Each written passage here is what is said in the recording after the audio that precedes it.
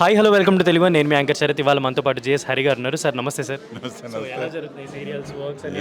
Yeah fine fine fine. మా audience, మీ audience అందరు చూస్తూనే ఉన్నారు కదా. For the last 6 years I'm with you. మన ప్రేక్షకులతోనే ఉన్నాను.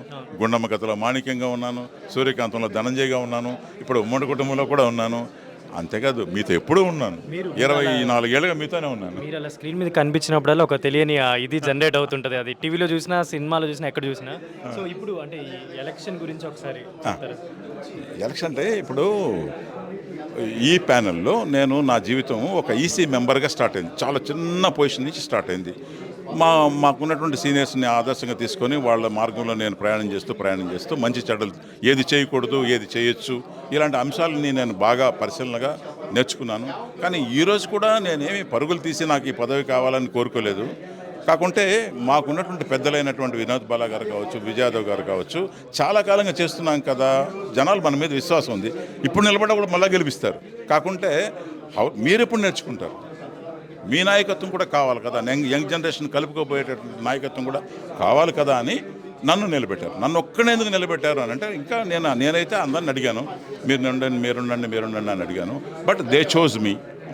మా పక్కన ఉన్నటువంటి వాళ్ళందరూ కలిసి, అన్నా నువ్వు చదువుకున్నవాడివి, లేదు ఒక రాజకీయ పరిజ్ఞానం ఉన్నటువంటి వాడివి, రాజకీయ వ్యక్తులతో కొంత పరిచయం ఉన్నటువంటి వాడివి, కాబట్టి ఎక్కడికైనా వెళ్ళి ఏదైనా ఒక పని కావాలంటే తొందరగా అవుతుంది, కనుక నువ్వు ఉంటేనే మన సంస్థకి మంచిది, మన టీవీ ఇండస్ట్రీకి మేలు జరుగుతుంది అని చెప్పేసి వాళ్ళు నా మీద ప్రెజర్ చేయడం వల్ల నాకు ఉంది. కానీ నేను పరుగులు తీస్తే అంత అవసరం నాకు అనిపించలేదు. కాకుంటే నెసెసిటీ కనిపించింది ఇక్కడ.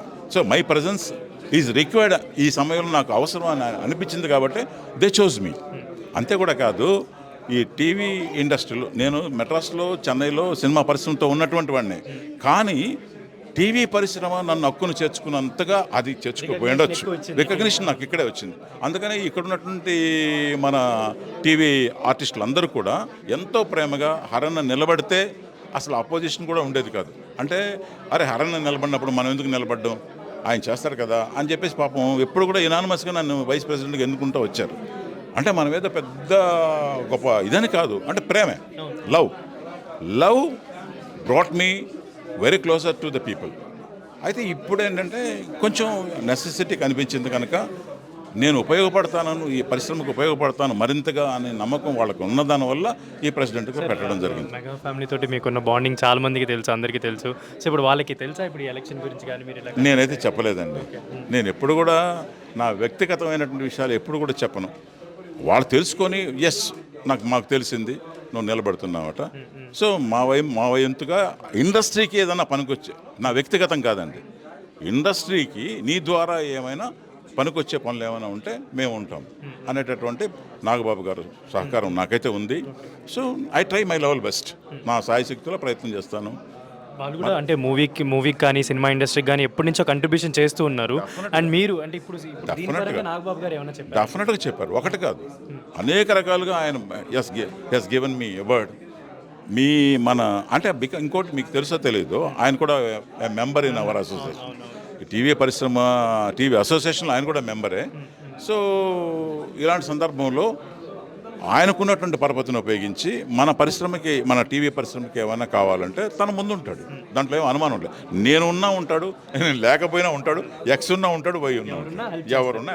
అండ్ మీరు చెన్నై నుంచి ఇండస్ట్రీ ఉన్నప్పటి నుంచి ఉన్నారు. అండ్ ఇప్పుడు ఈ మధ్య రీసెంట్ కాలంలో చాలా డిస్కషన్ జరుగుతుంది ఏంటంటే వేరే లాంగ్వేజ్ ఆర్టిస్టులు ఎక్కువ మంది వస్తున్నారు, వాళ్ళకే ప్రిఫరెన్స్లు ఇస్తున్నారు. తెలుగు ఆర్టిస్టులకు కరువు అయిపోయినాయి క్యారెక్టర్స్ కానీ రోల్స్ కానీ. కొంతమంది కరోనా టైంలో కూడా చాలా ఇబ్బంది పడ్డారు ఆర్టిస్టులు, డబ్బులు లేక, ఫుడ్ లేక ఇలా. సో దీనికి కారణం ఏమై ఉండొచ్చు అనుకుంటున్నారు? అది ఒకటని చెప్పలేమండి. ఎందుకంటే ప్రొడ్యూసర్స్కి వాళ్ళకున్న సమస్యలు వాళ్ళకున్నాయి, ఛానల్స్కి వాళ్ళకున్న సమస్యలు ఉన్నాయి. వాళ్ళ మధ్య రైవలరీ ఉంటుంది, ఛానల్కి రైవలరీ ఉంటుంది కదా.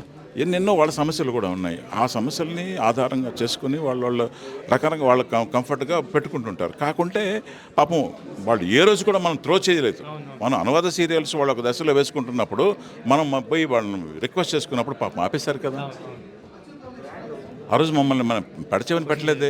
కాకుంటే జెన్యున్గా వాళ్ళకి అర్థమైంది, తర్వాత అర్థం చేసుకుని మనం ప్రాపర్గా వాళ్ళకి చెప్పగలిగాం కాబట్టి they were convinced. So that they stopped all the అనువాద సీరియల్స్ అన్నీ ఆపేశారు కదా. సో అలాగా మనం ప్రాపర్గా వాళ్ళకి మనం విన్నవించుకున్నప్పుడు వాళ్ళు ఆనర్ చేస్తూనే ఉన్నారు. నో అని చెప్పడానికి లేదు. ఇది కూడా ఈ ప్రాబ్లం కూడా మనం చెప్తాము, సో ఇప్పుడు మీ తీసుకెళ్తాం. ప్యానెల్ వస్తే కొంచెం ఎక్కువ అవకాశాలు రావడానికి ఛాన్స్. డెఫినెట్గా ట్రై చేస్తాం. ఎందుకంటే నేను, నా మనుషులు, నా వెనుకున్నటువంటి పెద్దలు కావచ్చు, వీళ్ళందరినీ సహకారం తీసుకుంటాను. I try my level best to fight against the ఈ ఇన్కమ్ ఏమంటాము, ఆ త్రో లేకుండా, లోపలికి త్రో లేకుండా తగ్గిద్దాం. All the best for your election sir. Thank you so much.